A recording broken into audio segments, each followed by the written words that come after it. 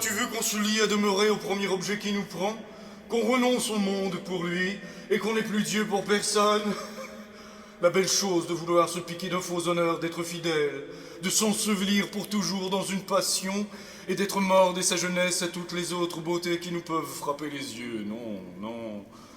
La constance n'est bonne que pour des ridicules. Toutes les belles ont droit de nous charmer. Et l'avantage d'être rencontrées la première ne doit point dérober aux autres les justes prétentions qu'elles ont toutes sur nos cœurs.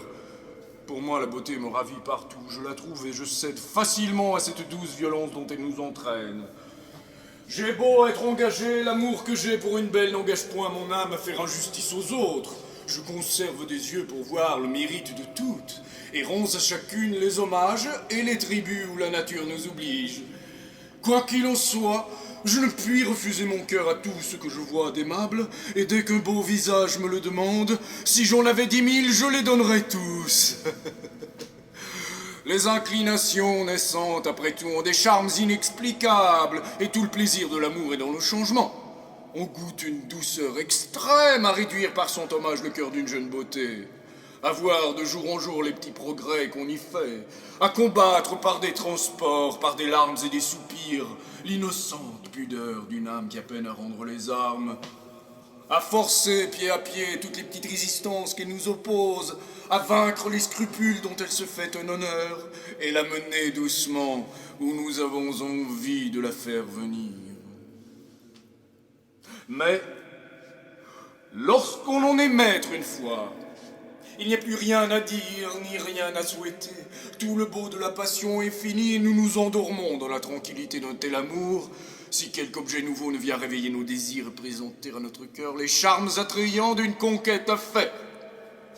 Enfin, il n'est rien de si doux que de triompher de la résistance d'une belle personne, et j'ai sur ce sujet l'ambition des conquérants qui volent perpétuellement de victoire en victoire et ne peuvent se résoudre à borner leurs souhaits.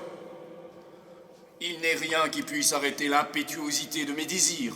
Je me sens un cœur à aimer toute la terre, et comme Alexandre, je souhaiterais qu'il y eût d'autres mondes pour y pouvoir étendre mes conquêtes amoureuses.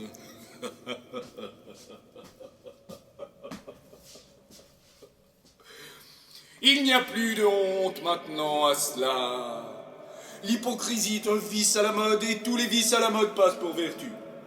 Le personnage d'homme de bien est le meilleur de tous les personnages qu'on puisse jouer aujourd'hui, et la profession d'hypocrite a de merveilleux avantages. C'est un art de qui l'imposture est toujours respectée, et quoi qu'on la découvre, on n'ose rien dire contre elle. Tous les autres vices des hommes sont exposés à la censure, et chacun a la liberté de les attaquer hautement. Mais l'hypocrisie est un vice privilégié qui de sa main ferme la bouche à tout le monde et jouit en repos d'une impunité souveraine. On lit, à force de grimaces, une société étroite avec tous les gens du parti, qui en choc un, se les jettent tous sur les bras. Et ceux que l'on sait même agir de bonne foi là-dessus et que chacun connaît pour être véritablement touché, cela dis-je, sont toujours les dupes des autres. Ils donnent hautement dans le panneau des grimaciers et appuient aveuglément les singes de leurs actions. Combien crois-tu que j'en connaisse qui, par ce stratagème, ont rhabillé adroitement les désordres de leur jeunesse? Qui se sont fait un bouclier du manteau de la religion et, sous cet habit respecté, ont la permission d'être les plus méchants hommes du monde?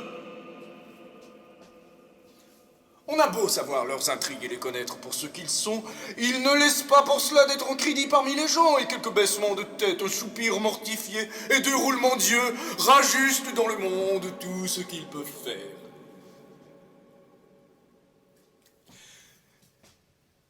C'est sous cet abri favorable que je veux me sauver et mettre en sûreté mes affaires. Je ne quitterai point mes douces habitudes, mais j'aurai soin de me cacher et me divertirai à petit bruit, que si je viens à être découvert, je verrai sans me remuer prendre mes intérêts à toute la cabale, et je serai défendu par elle, envers et contre tous.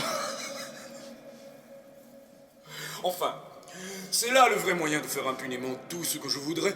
Je m'érigerai en censeur des actions d'autrui, jugerai mal de tout le monde, et n'aurai bonne opinion que de moi. Dès qu'une fois on m'aura choqué tant soit peu, je ne pardonnerai jamais, et garderai tout doucement une haine irréconciliable.